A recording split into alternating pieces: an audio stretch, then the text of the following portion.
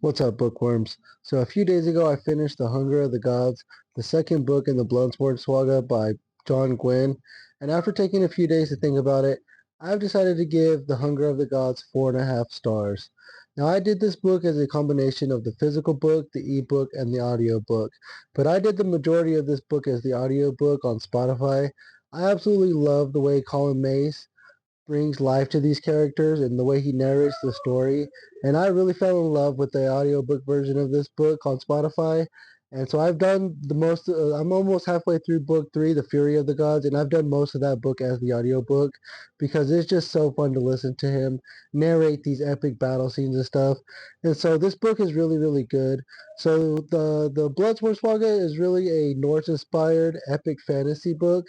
And book two is really, really good. It involves a lot of weird Norse mythological creatures. There's a lot of different magic and a lot of brutal battles that take place throughout book two. And one of the other things that I loved about book two was the multiple points of views. And so you've got Orca, Elvar, and Varg's point of views. But one of the things that I loved about book two is that we also added in Bjorn and Guthvar's point of view. And so you've got a wide range of all these different point of views and all these perspectives that's taking place throughout this book.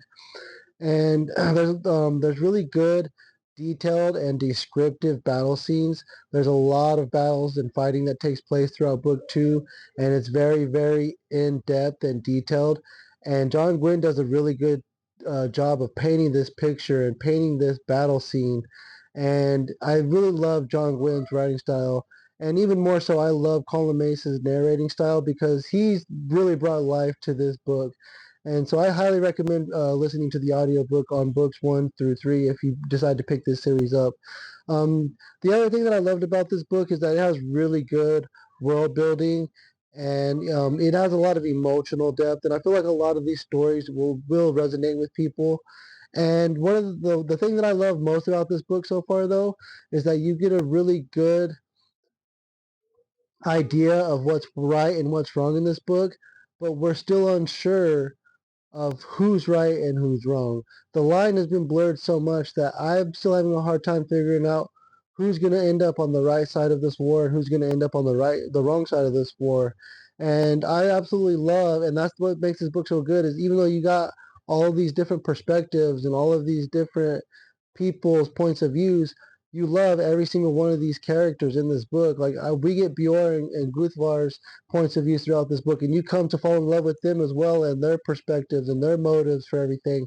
And so that's what makes this book really, really good overall.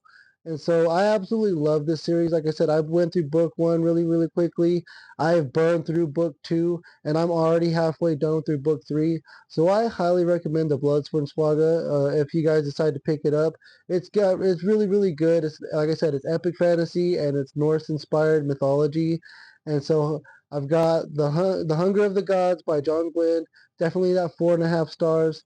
In the meantime, bookworms, let's get out there and carpe some librum.